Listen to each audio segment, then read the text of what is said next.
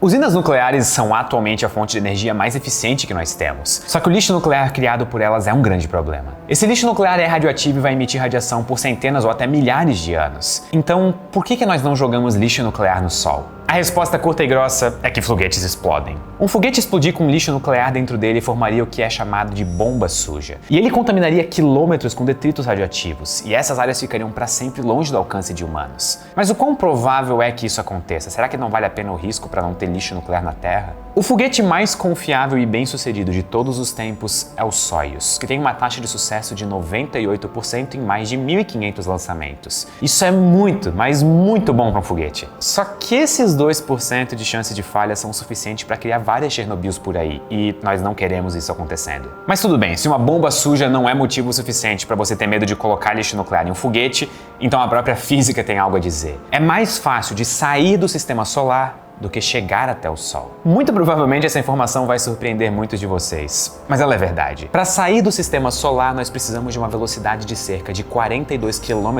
por segundo. É rápido, mas não é impossível. A Terra já se move a cerca de 30 km por segundo. Então nós só precisaríamos adicionar mais 12 km por segundo em cima disso para sair do sistema solar de uma vez por todas. Agora, para chegar no Sol, é o contrário. Nós precisamos perder velocidade, literalmente queimar combustível no sentido contrário. E quanta velocidade nós precisamos perder? Toda. Sem exceção. Ou seja, boa sorte arranjando combustível para fazer sua nave sair da Terra e ainda perder 30 km por segundo no sentido contrário. Mas então o que nós podemos fazer com o lixo nuclear se jogar ele no Sol não é uma opção? Sendo bastante franco, só existem duas opções: armazenar ele em lugares seguros e esquecer da existência dele até não ser mais radioativo, ou reciclagem. Só antes de continuarmos, vale falar o que exatamente é o lixo radioativo. O combustível para uma usina nuclear é o urânio, geralmente na forma de pastilhas sólidas de cerâmica que são empilhadas em tubos de metal. Então eu já sinto quebrar esse mito de que o urânio em uma usina é um líquido verde brilhando. Ele não é.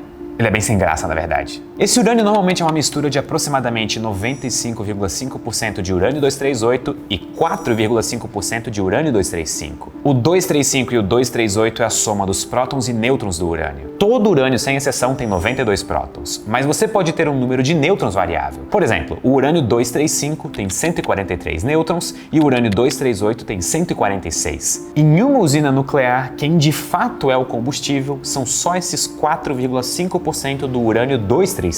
Ele é bombardeado para causar fissão nuclear, e nessa fissão o urânio é dividido em dois átomos diferentes. E esse processo libera muita energia, e é por isso que as usinas nucleares são a forma de produção de energia mais eficiente que nós temos hoje. Mas que átomos são produzidos depois de uma fissão? Esse é um processo aleatório. Quaisquer dois materiais da tabela periódica com menos prótons e nêutrons do que o urânio-235 podem ser criados. Mas existem certas combinações de átomos que são as mais prováveis. Os produtos de fissão mais comuns são o césio, o iodo e o estrôncio. O urânio-238 é muito mais comum na natureza do que o urânio-235, mas as chances de acontecer fissão após ele absorver um nêutron são praticamente nulas. Mas o que pode acontecer é, quando ele absorve um nêutron, se tornando um urânio-239, ele vai decair para plutônio-239. Sim, plutônio. Você provavelmente já deve ter ouvido falar dele. E essas barras de combustível cheias dessas pastilhas de urânio duram cerca de 6 anos em um reator, até que a quantidade de urânio-235 seja tão pequena que o processo não seja mais eficiente. E no final disso tudo, nós temos uma mistura em que aproximadamente 94% dela é composta de urânio-238,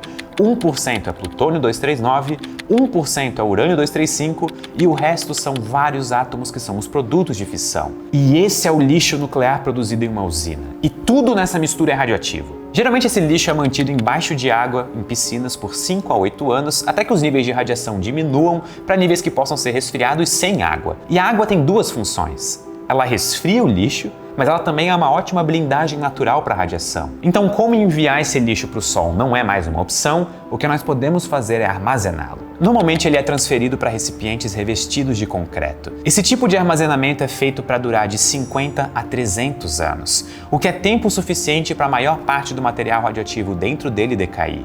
Mas não tudo. Uma parcela do lixo nuclear produzido precisaria de dezenas de milhares de anos para ser seguro. Portanto, nós precisamos criar armazenamentos que durem por milhares de anos e não precisem de manutenção. Uma opção é colocar esse lixo dentro de montanhas e deixar lá pelos próximos milhares de anos. Isso pode até soar como um absurdo e parecer o equivalente a varrer a sujeira para baixo do tapete, mas nós sabemos que isso é seguro. Foram encontrados vestígios de que há 2 bilhões de anos existiam reatores nucleares naturais em montanhas de uma região que atualmente é o Gabão, na África. E foi observado que o lixo nuclear produzido por esses reatores se movimentou só 10 metros da sua fonte em 2 bilhões de anos. E isso mesmo com mudanças no planeta e processos naturais como erosão. Até um meteoro que extinguiu os dinossauros aconteceu nesse meio tempo. Atualmente a Finlândia é líder mundial no progresso de eliminação de resíduos nucleares comerciais a longo prazo. O repositório geológico profundo de Onkalo vai ser o primeiro do mundo a operar. A ideia desse isolamento em montanhas é ter uma combinação de barreiras naturais, tipo rocha, sal, argila, e de engenharia também, para manter o lixo seguro e evitar vazamentos e contaminações. Então, após colocar o lixo nuclear no repositório a cerca de 500 metros de profundidade, o container seria cercado por um tampão de argila para fornecer um nível muito alto de contenção da radioatividade. E então a gente simplesmente esquece que esse lixo nuclear existe. Ele vai estar para sempre tampado e lacrado embaixo da terra. Mas outra opção do que fazer é reciclar o lixo nuclear. E isso é altamente implementado atualmente. Países como França e Japão já fazem isso há décadas. É só lembrar que o lixo nuclear é composto dos subprodutos da fissão, o pouco urânio-235 que sobrou e uma grande quantidade de urânio-238 e o plutônio-239. O processo de reciclagem consiste em separar eles. Os subprodutos da fissão são armazenados em lugares seguros até que não sejam mais radioativos. E lembram daqueles aproximadamente 1% de urânio-235 que sobram depois dos 6 anos que ele é usado no reator? Então, ele pode ser reprocessado e enriquecido para ser usado novamente em usinas. Na França, cerca de 17% do urânio usado vem de reciclagem.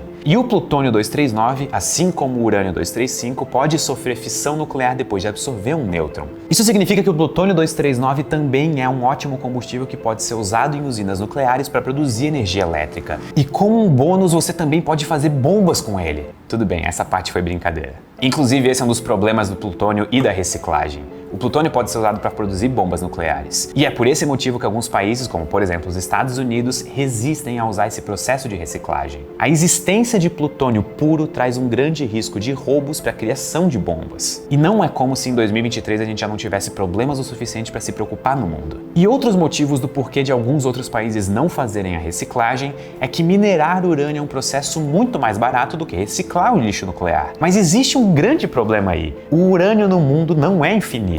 Existe uma estimativa de que as reservas de urânio no mundo vão durar aproximadamente mais 90 anos, e com a reciclagem ela pode durar mais. Por que desperdiçar esse 1% de urânio-235 que sobra das usinas? E outro ótimo motivo para reciclar o lixo nuclear é porque o urânio e o plutônio dentro do lixo nuclear são os elementos que mais demoram para decair, cerca de milhares de anos. Ou seja, reutilizar eles faz com que o lixo nuclear só precise ser armazenado por centenas, e não milhares de anos. Existe uma grande preocupação e medo da população sobre lixo nuclear. Isso acontece porque no início da história do desenvolvimento de usinas nucleares, seres humanos estavam muito apressados, e a pressa é inimiga da perfeição, principalmente em coisas tão complicadas. E isso causava acidentes. Mas só para comparação, desde o início do uso de usinas nucleares em 1954, praticamente 70 anos atrás, foi produzido um total de 500 mil toneladas de lixo nuclear no mundo todo. E nesse valor também estão inclusas as roupas, luvas e objetos que os funcionários usam para manusear esses materiais. Então vamos comparar isso com outra coisa para fazer mais sentido. 500 mil toneladas em 70 anos no mundo todo.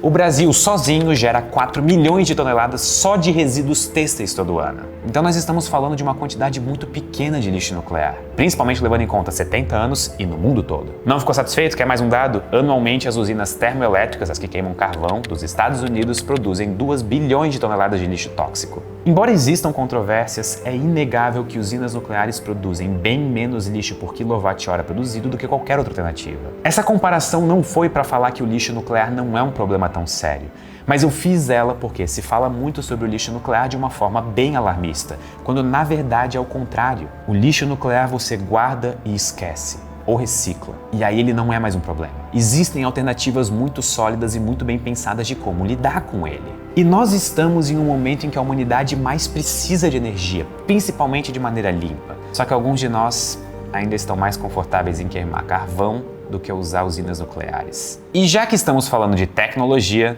Vocês devem ter percebido esse notebook que apareceu durante o vídeo. Ele é o novo Asus ZenBook 17 Fold OLED, o primeiro notebook de 17 polegadas com tela dobrável do mundo. As possibilidades de uso dele são imensas, como vocês puderam ver no vídeo. Se você quer ler, você pode deixar a tela como se fosse um livro. Se você quer relaxar e ver um vídeo do Ciência todo dia enquanto questiona o motivo de existir algo ao invés de nada, é só deixar a tela aberta para aproveitar toda a tecnologia OLED em sua glória. Se vocês nunca usaram uma tela OLED, vocês não vão acreditar na qualidade das cores e intensidade com que elas saem daqui. É brilhante. E eu sei que falar isso é peculiar depois de falar tanto sobre materiais radioativos. E como se não bastasse, esse ZenBook é uma plataforma Intel Evo equipada com processador Intel Core i7 de 12ª geração, que me deixa fazer qualquer tarefa. Potência é o que não falta nessa máquina. Então, se você ficou interessado, e eu sei que você ficou, dá uma olhada na nova linha de produtos da Asus, todos com tela OLED. Eu tenho certeza que você vai encontrar o que mais se encaixa com vocês. Vejo vocês no próximo vídeo.